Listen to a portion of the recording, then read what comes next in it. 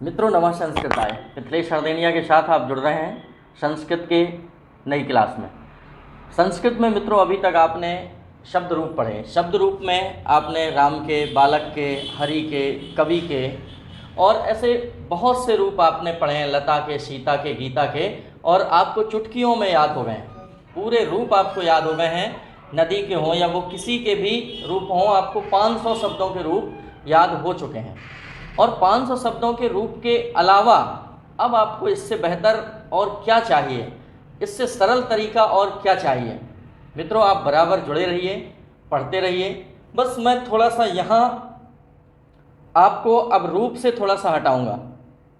रूप में क्या है कि यदि शब्द रूप के बाद सीधे हम आपको धातु रूप में ले चलेंगे तो कठिनता बढ़ जाएगी, क्योंकि जितने आपने शब्द रूप पढ़े हैं उससे ज़्यादा या कहीं लगभग उतने ही आपको धातु रूप पढ़ने हैं।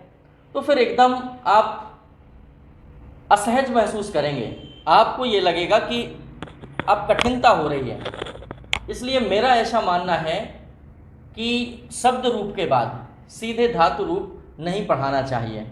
तो एक दूसरा टॉपिक ले लेते हैं बीच में, इसके बाद धातु रूप की तरफ चलते हैं। फिर आपको धातु रूप पढ़ाएंगे तो आप असहज महसूस नहीं करेंगे। तो मित्रों आज का जो अपना टॉपिक होगा वो होगा प्रत्यय से। प्रत्यय मित्रों प्रत्यय पढ़ना है आज। तो प्रत्यय में है क्या, प्रत्यय है क्या। आपने हिंदी में भी उपसर्ग और प्रत्यय खूब पढ़े हैं। तो उपसर्ग और प्रत्ययों में आपने ये समझा है कि जो शब्द के बाद में जुड़ते हैं वो प्रत्यय कहलाते हैं और जो शब्द के पहले जुड़ते हैं वो उपसर्ग कहलाते हैं। तो मित्रों यहाँ उपसर्ग और प्रत्यय के बारे में जानना है तो उपसर्ग के बारे में सिर्फ हम अभी इतना बताएंगे। आगे उपसर्ग नामक टॉपिक अलग से उठाएंगे और फिर उपसर्ग नामक टॉपिक को अलग से पढ़ेंगे, लेकिन आज हम पढ़ेंगे प्रत्यय। तो मित्रों प्रत्यय में हमें क्या पढ़ना है, प्रत्यय है क्या। तो समझिएगा कि यह शब्द धातु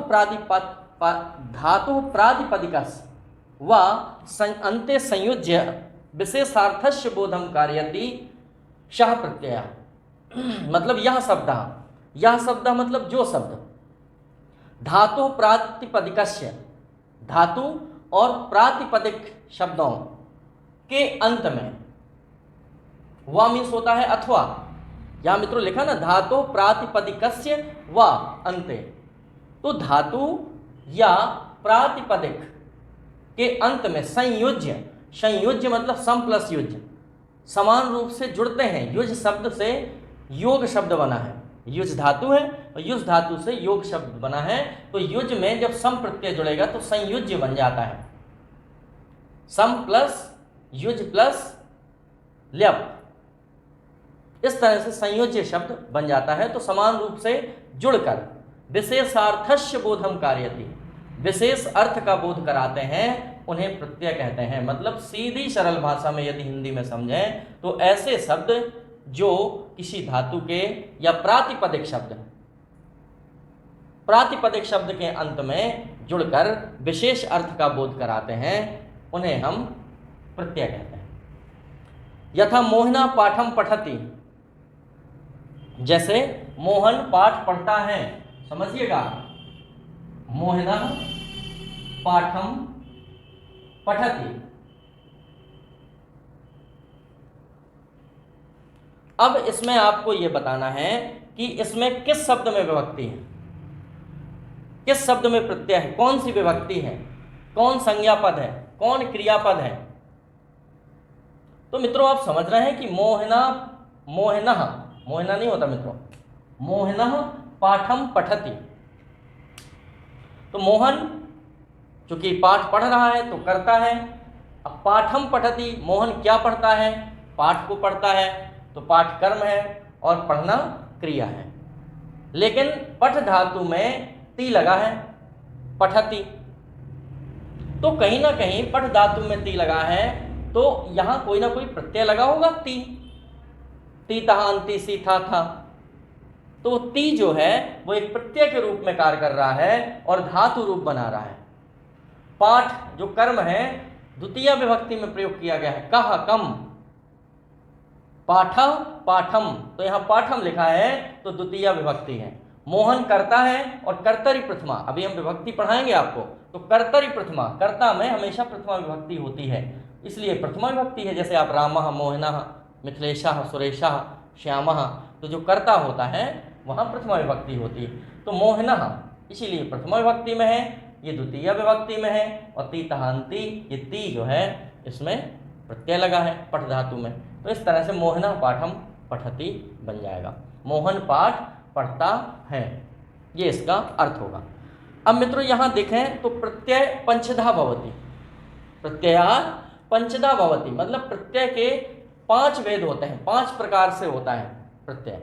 तो कौन कौन से वो 5 प्रकार हैं? सुप, पहले तो सुप प्रत्यय, तो मित्रों सुप प्रत्यय हम आपको पढ़ा चुके हैं।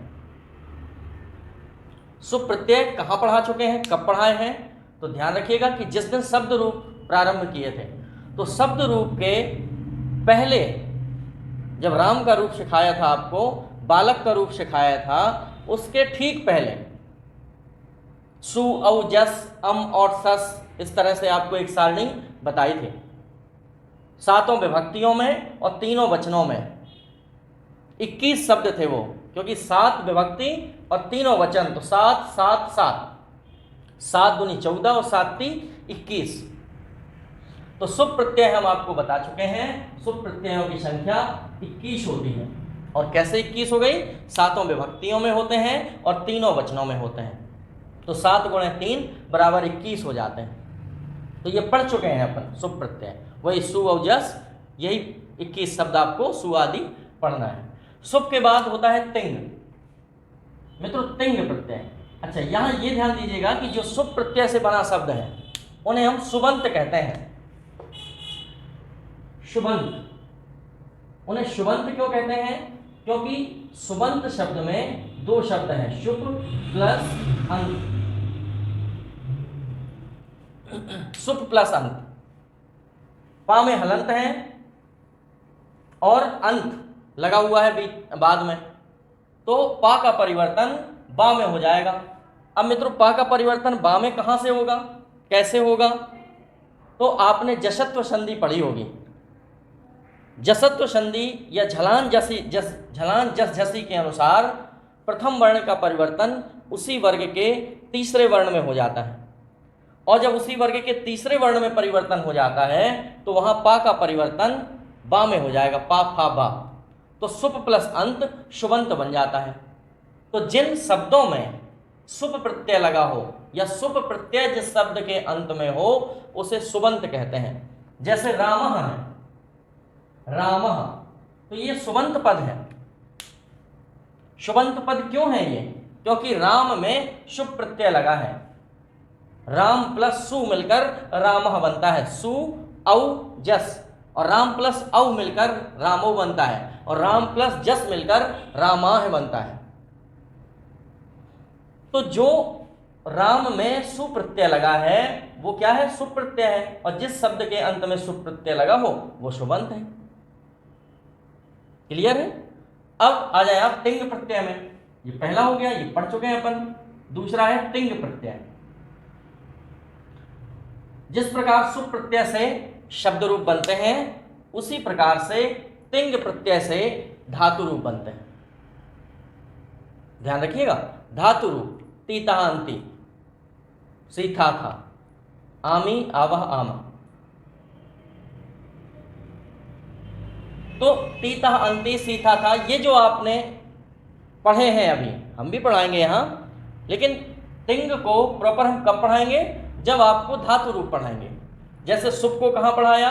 जब आपको शब्द रूप पढ़ाया, क्योंकि सुप प्रत्ययों से शब्द रूप बनते हैं, उसी प्रकार तिंग प्रत्यय से धातु रूप बनते हैं।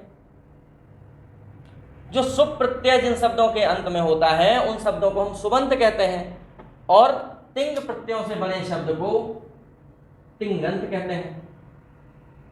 तिंगंत, ये तिंग हो गया मित्रों, तिंग और अंत, तो तिंगंत ऐसे भी लिख सकते हैं आप, तिंगंत। या अंगा का अनुस्वार लग गया, हंगा का अनुस्वार हो गया तो तिंग गंत।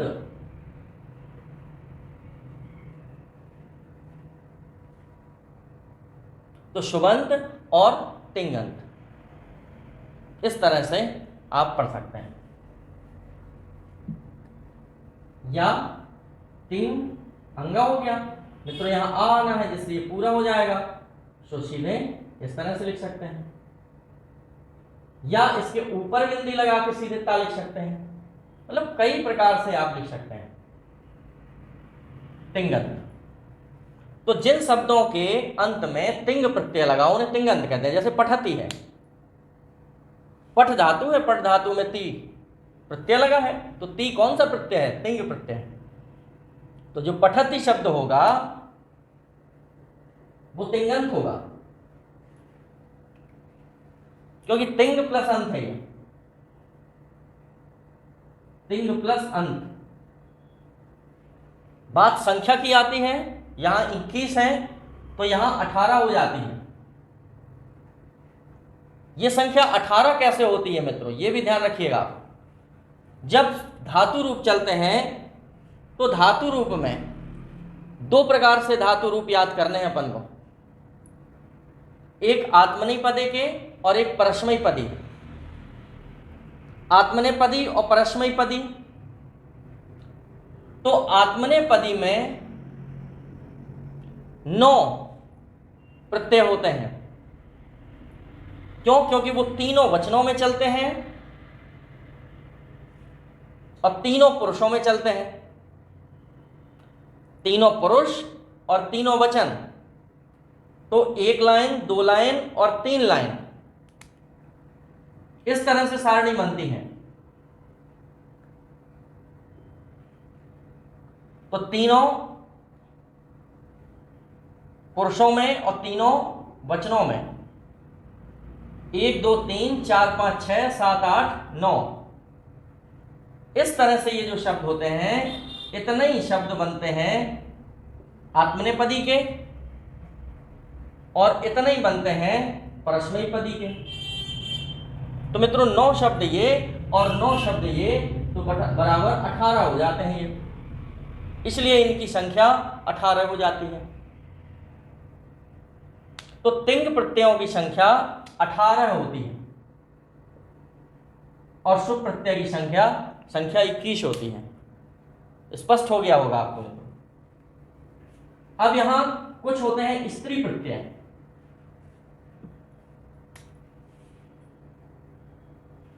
स्त्री प्रत्यय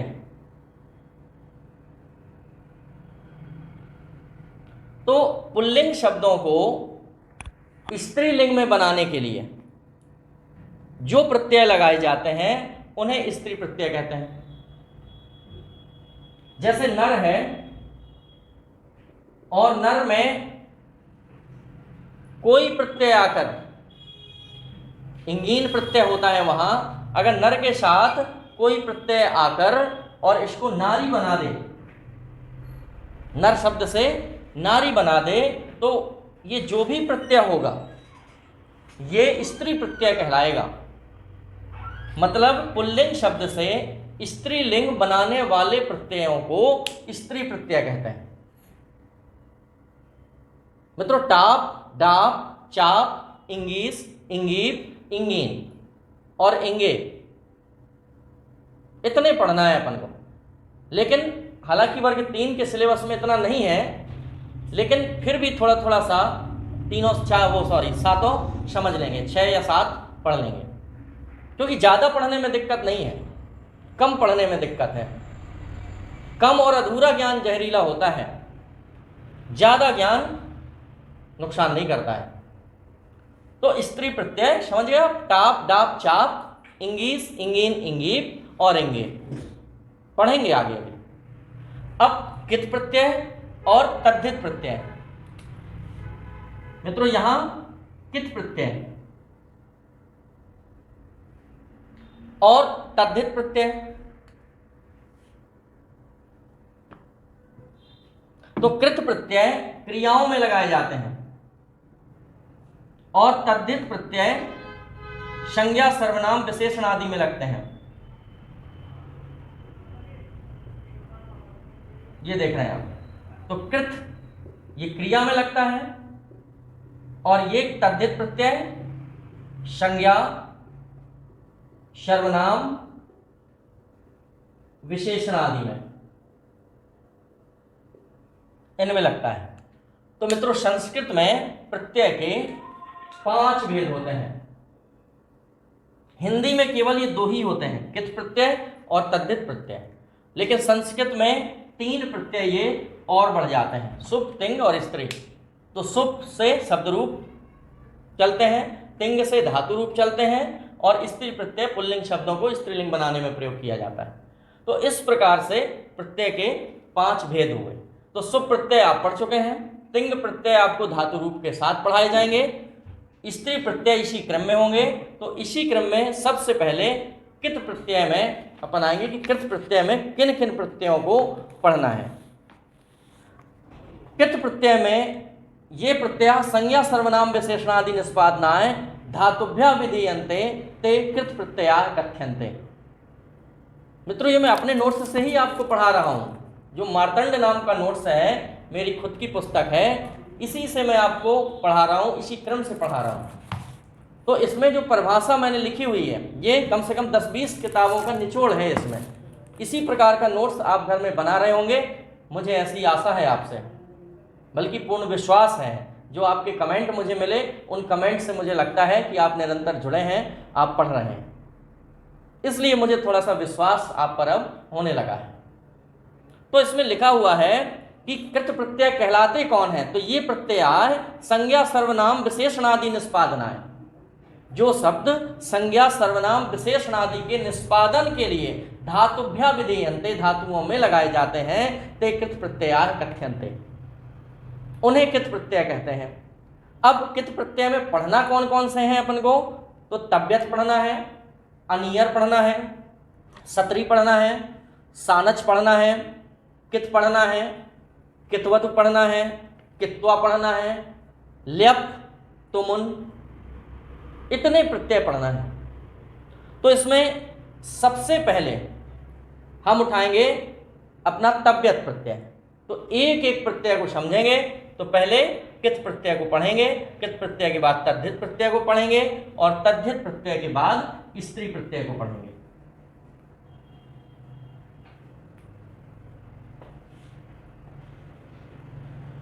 देखिए तव्यत प्रत्यय,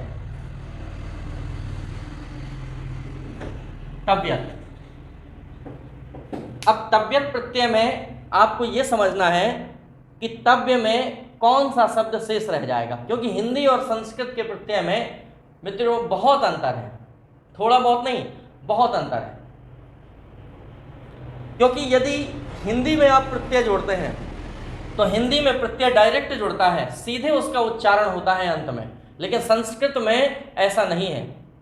संस्कृत में प्रत्यय कुछ और शब्द है और उसके साथ कुछ और जुड़ के आगे बनता है। जैसे नी प्लस तव्य है और बनता है नेतव्य। तो इस तरह से थोड़ा सा अंतर आ जाता है। जैसे दृष्ट प्लस तव्य और बनता है दृष्टव्य। तो मित्रों इसको समझते हैं। जैसे तव्यत शब्द है, तव्यत, तो आप देख रहे हैं कि इस ता में हलंत लगा है। तो हलंत लगा है तो ये हलंत हो जाएगा इत संज्ञक, और इत संज्ञक वर्णों का लोप हो जाता है।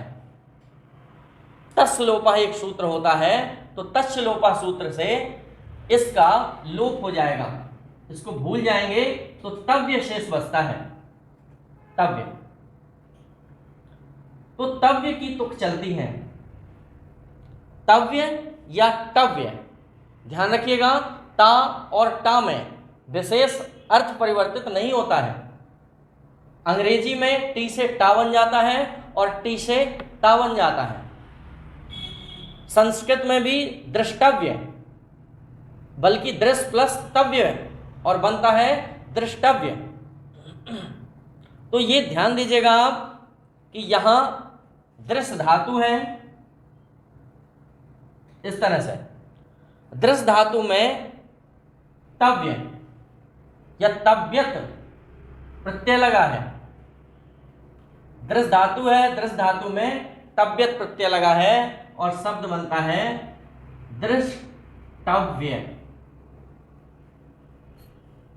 अब अगर ये शब्द पुल्लिंग में प्रयोग करना है तो दृष्टव्यः, अगर स्त्रीलिंग में प्रयोग करना है तो दृष्टव्या, दृष्टव्या, और अगर नपुंसक लिंग में प्रयोग करना है तो दृष्टव्यम।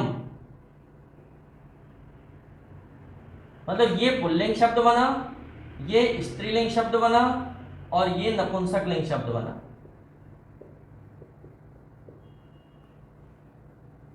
इस तरह से तो जहां भी तव्यत लगे तो तव्यत का तव्य शेष बचता है और किसी भी धातु में जुड़कर वो तव्य या तव्य बनाता है। जैसे यही पठ धातु के साथ जुड़ेगा तो पठतव्य बनाएगा।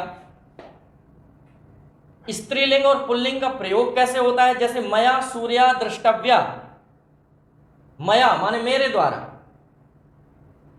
सूर्य माने सूर्य, द्रष्टव्या माने देखा गया, मेरे द्वारा सूर्य को देखा गया। तो ये पुल्लिंग शब्द है, मेरे द्वारा, मैं क्या हूं? पुल्लिंग शब्द हूं, तो यहां द्रष्टव्य शब्द का प्रयोग होगा। लेकिन मया पत्रिका पठितव्या, मेरे द्वारा पत्रिका पढ़ी गई, सॉरी हाँ पठितव्या है तो पढ़ी गई, तो मेरे द्वारा पुस्तिका या पत्रिका पढ़ी गई, तो पत्रिका क्या है? स्त्रीलिंग है, तो वहां पठ धातु में फिर तव्यत प्रत्यय जुड़ेगा तो पठित, यहां पठितव्या बनेगा, ना कि पठतव्य। पठ धातु में जब तव्यत जुड़ेगा, अगर स्त्रीलिंग का प्रयोग करना है तो पठतव्य होगा, और अगर नपुंसक लिंग में है तो पठितव्यम। जैसे नपुंसक लिंग का उदाहरण है मया पुस्तकम पठितव्यम, मेरे द्वारा पुस्तक पढ़ी गई, तो पुस्तक वहां स्त्रीलिंग नहीं नपुंसक लिंग में आती है पुस्तक, क्योंकि पुस्तक एक वस्तु है। तो वस्तु है तो वस्तु नपुंसक लिंग में है, तो यहां पठितव्यम का प्रयोग किया गया है नपुंसक लिंग के लिए। तो यहां ये इस चीज का आपको ध्यान देना है मित्रों। इसमें एक नियम और आपको ध्यान देना है कि अगर नी धातु है तो नी धातु में देखिए ई है, तो ई का ए में परिवर्तन होगा, ई का ए में। अगर श्रु है तो उ आया, तो उ का परिवर्तन ओ में करना पड़ेगा, मतलब गुण में जाना है, उ का ओ में परिवर्तन होगा। अगर क्री है तो अर में होगा, जैसे क्री है तो यहां ऋषि है तो ऋषि का परिवर्तन अर में जाएगा, मतलब गुण हो के तव्य प्रत्यय जुड़ेगा। मतलब अगर नी प्लस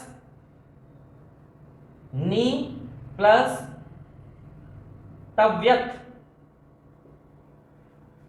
नी प्लस तव्यत जुड़ेगा मित्रों, तो नी के ई का यहां ना बचा, इससे ई बाहर हुई, प्लस तव्य शेष बचा, इसका लोप हो गया, ई का परिवर्तन ए में हो जाएगा, ए में। तो इस नाम में जब ए जुड़ेगा प्लस ये तव्य जुड़ेगा तो शब्द बने जाएगा नेतव्य पुल्लिंग में। यही स्त्रीलिंग में नेतव्या और यही नपुंसक लिंग में नेतव्यम। अगर श्रु है, श्रु प्लस तव्यत प्रत्यय जुड़ेगा, तव्यत, तो मित्रों यहां स्रा से जब उ अलग करेंगे और इस तव्यत का ये ता का एक संज्ञक हो जाएगा, तो यहां तव्य शेष बचेगा, यहां उ का परिवर्तन ओ में हो जाएगा यहाँ स्रा प्लस ओ प्लस तव्य। अब ये इसमें जुड़ जाएगा क्योंकि हलंत के बाद जब कोई स्वर होता है तो जुड़ जाता है। मित्रों यहां तक दिख रहा है आपको नीचे, तो श्रो, क्योंकि ये ओ इसमें जुड़ जाएगा तो श्रोतव्य। अब पुल्लिंग में श्रोतव्य, स्त्रीलिंग में श्रोतव्या और नपुंसक लिंग में श्रोतव्यम। इस तरह से आपको पढ़ना है। अब जैसे यहां क्री धातु में तव्य जुड़ा है, क्री प्लस तव्यत, तो मित्रों इस तव्यत ये का इत संज्ञक होके और का में हलंत लग के ऋषि बाहर और यहां तव्य शेष, ऋषि का परिवर्तन अर में, तो इस का में ये अर जुड़ जाएगा। जब इस का में ये अर जुड़ेगा तो ये का पूरा हो जाएगा, यहां आधा रा बचेगा। तो जब आधा रा होता है तो वो अगले वर्ण के ऊपर लगता है, तो इस तरह से यहां पर कर्तव्य बन जाएगा। तो मित्रों कर्तव्य, स्त्रीलिंग में कर्तव्य, पुल्लिंग में कर्तव्य, स्त्रीलिंग में कर्तव्य और नपुंसक लिंग में कर्तव्यम। इस तरह से शब्द बनेंगे। मित्रों ध्यान रखिएगा, इससे आसान तरीका नहीं है प्रत्यय पढ़ने के। प्रत्यय क्या है? तव्यत। परीक्षा में क्या पूछेगा? कोई शब्द दे देगा और पूछ लेगा इसमें तव्यत प्रत्यय का उदाहरण है, तो आप तुक ध्यान रखिएगा, या तो तव्य मिलेगा या तव्या मिलेगा या तव्यम मिलेगा, या तव्या तव्यम, जैसे दृष्ट धातु में लगा होगा तो दृष्टव्या दृष्टव्या दृष्टव्यम, इस तरह से मिलेगा। तो ये आपको ध्यान रखना है, इस तरह से आपको ये पढ़ना है। अब जो तव्य प्रत्यय आज हुआ, अगला प्रत्यय पढ़ेंगे अनियर।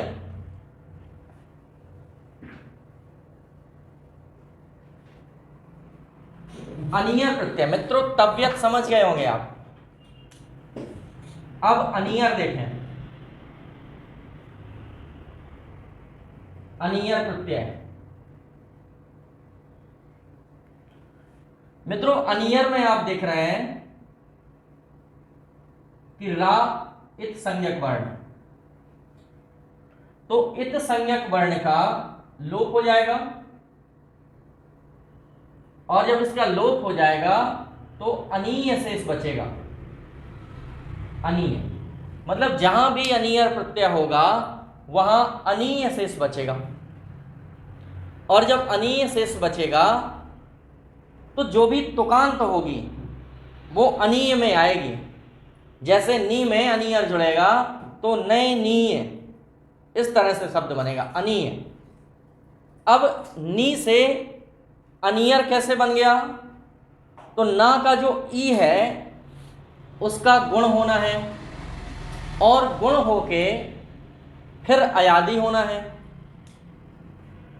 मतलब पहले गुण और गुण के बाद अयादि। जैसे ई का परिवर्तन होगा ए में तो ये गुण कहलाएगा, और ए से फिर अय बनेगा तो ये अयादि कहलाएगा। मतलब ये गुण में परिवर्तन और ये अयादि में परिवर्तन, तो ई का ए और ए का अय बनना है, तो ना प्लस अय प्लस अनीय जुड़ेगा, तब वहां जाके नयनीय शब्द बनता है। मतलब अगर नी है, नी में अनियर प्रत्यय जुड़ेगा तो इस ना में हलंत होके इसका बड़ा ई अलग होगा, प्लस यहां अनियर, इस रा का लोप हो जाएगा तो अनीय शेष बचेगा। यहां इस ई का ए में परिवर्तन होगा और ए का आय में परिवर्तन होगा, तो फिर यहां ना प्लस अय प्लस अनीय,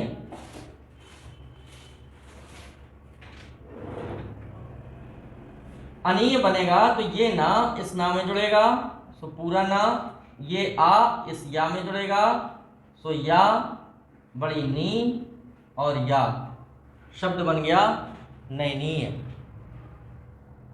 अगर आपको इतना सब याद नहीं हो रहा है तो आप परेशान ना होइएगा, केवल तुक याद कर लें आप कि अगर अनीयर प्रत्यय है तो अंत में अनीय आएगा, इसकी जो तुक होगी वो अनीय में होगी।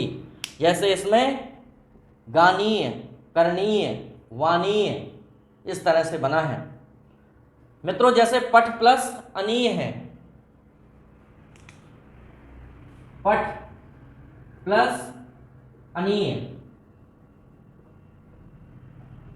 तो इसमें ये रूल्स नहीं लगेगा क्योंकि ई का ए होना है। अगर ऊ आएगा तो ऊ का ओ होगा और फिर ओ का परिवर्तन औ में होगा, लेकिन यहां चूंकि स्वर ही नहीं है, जब स्वर नहीं है तो जो भी आगे स्वर होगा वो डायरेक्ट इसमें जुड़ जाएगा। अनियर ये इत्संज्ञक हो गया, अनीय शेष बचा, ये इसमें जुड़ जाएगा तो सीधे पठनीय शब्द बन जाएगा। तो कहीं ना कहीं अनीय शेष बचा ना, तो आप यहां पर अनीय याद रख सकते हो। अनीयर प्रत्यय में अगर कुछ भी आपको याद नहीं हो रहा तो सिर्फ एक शब्द अनीयर में अनीय शेष बचता है। जो आपने तव्यत पढ़ा उसमें तव्य या तव्य शेष बचता है, लेकिन आपको पुल्लिंग, स्त्रीलिंग और नपुंसकलिंग या तीनों की तुक रखना है। वहां तव्यः, तव्या, तव्यम, यहां पठनीया, पठनीया, पठनीयम, क्योंकि ये जो शब्द बने ये पुल्लिंग के बने, ये भी पुल्लिंग का बना, लेकिन पठनीयः अगर बड़ा या आ जाए पठनीया तो फिर ये स्त्रीलिंग का है।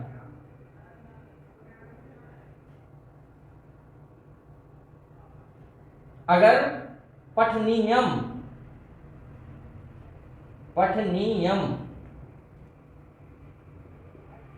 तो नपुंसकलिंग का है। इस तरह से आपको मित्रों ध्यान रखना है।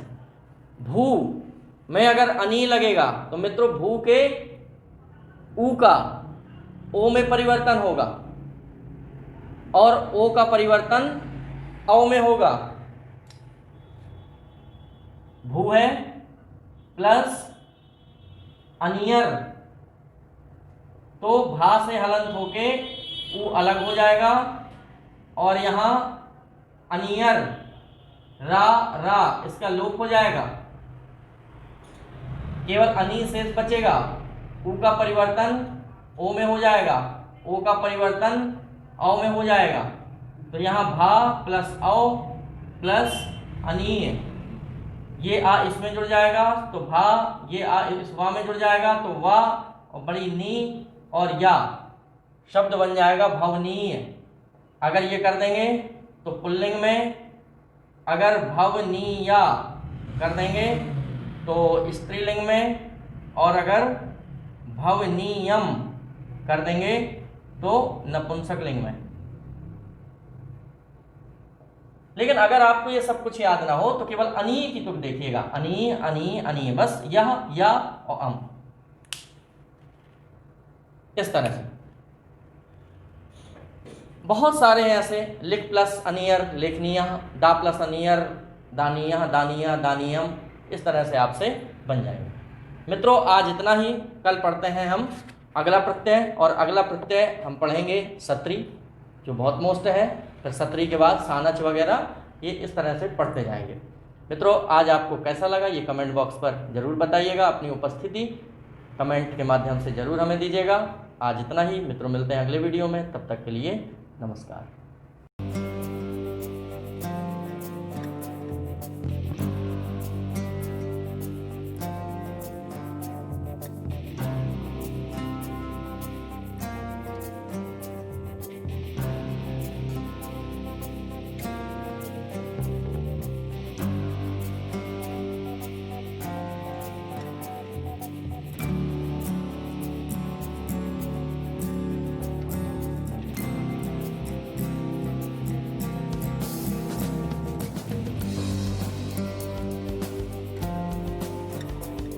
सक्सेसफुल जो सभी एग्जाम को टारगेट करते हुए ध्यान में रखकर ये मिशन चलाया जा रहा है। चाहे आने वाले जितने भी एग्जाम हो, वर्ग 3 महिला सुपरवाइजर, MP पुलिस, फॉरेस्ट, पटवारी, CPCT से रिलेटेड जितने भी एग्जाम है उन सभी को ध्यान में रखकर ये मिशन चलाया जा रहा है। व्हाट्सएप ग्रुप पर स्टडी कराई जा रही है, प्रिपरेशन कराई जा रही है, जिसमें बॉयज़ और गर्ल्स के अलग अलग ग्रुप बनाकर आपकी प्रिपरेशन कराई जा रही है। ग्रुप में आपको time table, strategy, routine, study material, daily and weekly test, guidance, motivation सब कुछ दिया जाएगा। और यहाँ पर ये आप देख सकते हैं अलग अलग ग्रुप बनाए गए हैं, लगभग 22 और आपको ऐड किया जाएगा। तो आप लोग बिना किसी देरी के मैसेज कीजिए और 9981167757 पर आपको ऑडियो मैसेज करना है। व्हाट्सएप से अपना नाम बता देना है, मैं आपको उसी एग्ज़ाम से रिलेटेड ग्रुप में ऐड कर दूंगा। महिलाओं के अलग ग्रुप हैं, पुरुषों के अलग ग्रुप हैं, आप देख सकते हैं, ठीक है। और इसके साथ साथ strategy, routine, syllabus, complete plan आपकी स्टडी के लिए, ताकि आप लोग बेस्ट रैंक हासिल कर सको यहाँ पर, ठीक है। आपकी तैयारी के साथ ही आपको पता लग जाता है कि आप अब अच्छी मेरिट हासिल करने वाले हो, क्योंकि यहाँ पर आपको टाइम टेबल दिया जाता है। हर एग्जाम का अलग टाइम टेबल होता है जो 7 दिन में बदलता रहता है। जुड़ने से आपको फायदा क्या मिलेगा? Time table, strategy, routine, study material, daily weekly test, guidance, motivation सब आपको मिलता रहेगा। जुड़ने के लिए आपको 99811677 और 757 ये व्हाट्सअप नंबर है, इस पर आपको ऑडियो से नाम बता देना है अपना और किस एग्जाम के लिए आपको जुड़ना है वो भी मुझे बता देंगे तो मैं आपको जोड़ लूंगा। सभी एग्जाम की प्रिपरेशन कराई जाती है, सभी एग्जाम की ऑनलाइन ऑफलाइन टेस्ट सीरीज मिलती है, नोट्स मिलते हैं तो आप ले सकते हैं। ये सारा कुछ आप देख सकते हैं। कम से कम 1000 से ज़्यादा स्टूडेंट वर्ग 3 की प्रिपरेशन लगातार कर रहे हैं, जिनने नोट्स मंगाए हैं। 5000 से ज़्यादा स्टूडेंट मेल और फीमेल ग्रुप में जुड़े हैं। खासकर MPTET के लिए टाइम टेबल दिया गया है उन्हें, और MPTET के लिए जो स्पेशल नोट्स बनाए गए हैं, PEB जो सिलेबस है उसके हिसाब से उसको लेकर पढ़ना आप जरूर शुरू करें, क्योंकि उससे PEB सिलेबस पूरा कंप्लीट कवर किया गया है। मार्केट में ऐसी कोई बुक नहीं है जो सिलेबस को कवर करे और इतना बेहतरीन स्टडी मटेरियल आपको दिया जाए, जिसमें शानदार पेडागोजी भी दी गई है जो 15 नंबर की आने वाली है, और बाकी आपका जो 15 नंबर का अलग पार्ट है वो भी इसमें अच्छे से कवर आपका हो जाएगा। नोट्स लेने के लिए आप इंदौर में आ सकते हैं, हैंड टू हैंड भी ले सकते हैं, छतरपुर में भी ले सकते हैं। हैंड टू हैंड आपको कम कीमत में वो तुरंत मिल जाएंगे, बाकी आप अपने घर पे भी मंगा सकते हैं स्पीड पोस्ट से। उसके लिए भी मुझे 9981167757 पर मैसेज कर दें। छतरपुर का जो ऑफिस है वो छत्रसाल बुंदेलखंड यूनिवर्सिटी के सामने है। इस तरह के जो नोट्स बनाए गए हैं सारा कुछ स्पेशल फैकल्टी के द्वारा, कोशिश यही की जाएगी कि आपके 125 प्लस अंक आए, चाहे आप किसी भी कैटेगरी से बिलोंग करते हो। 125 प्लस अंक अगर आपके आ गए तो सिलेक्शन आपका वर्ग 3 में होने से कोई रोक नहीं सकता, ठीक है फ्रेंड। अब इसके साथ साथ ऑनलाइन टेस्ट सीरीज, जिसकी प्रिपरेशन उन्हें लगता है कि हो गई है, वो ऑनलाइन टेस्ट सीरीज भी लगा सकते हैं। ऑनलाइन टेस्ट सीरीज भी मैं आपको प्रोवाइड कर दूंगा। 30 ऑनलाइन टेस्ट मिल जाएंगे, 20 आपको PDF मिल जाएंगी। ये ऑफिस है हमारे छतरपुर का। यहाँ पर ये आपका चैनल है। प्यार देने के लिए, सपोर्ट देने के लिए बहुत बहुत शुक्रिया आपका। चैनल को सब्सक्राइब कर सकते हैं, जुड़ सकते हैं जितने भी नए मेंबर हैं, और पुराने मेंबर को परिवार का हिस्सा बनने के लिए शुक्रिया फ्रेंड्स। अपनी सेहत का ख्याल रखें, कोरोना से बच कर रहें। God bless you, all the best and take care.